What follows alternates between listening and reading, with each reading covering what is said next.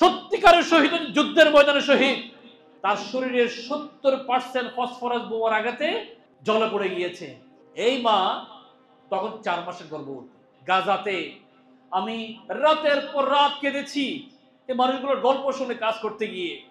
একজন মা রাত 10টা বাজে ঘুমিয়েছেন, হঠাৎ করে মিসাইল পড়ে পুরো এলাকা ছিন্ন ভিন্ন ধ্বংসস্তূপ। ওনার হাজবেন্ড সাথে সাথে শহীদ হয়ে গিয়েছে। তার একটা বাচ্চা ছিল 1 বছরের, সে বাচ্চাটা শহীদ হয়ে গিয়েছে। তার শরীরের 70% ফসফরাস বোমার আঘাতে জলে পড়ে গিয়েছে।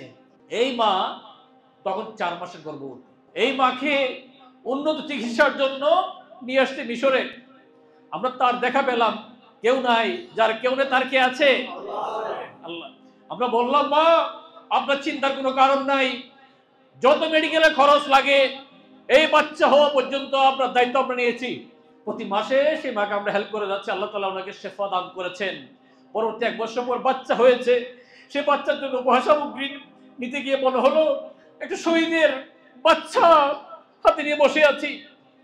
আমরা তো বলি একটা শহীদ, সত্যিকারের শহীদ, যুদ্ধের ময়দানে শহীদ।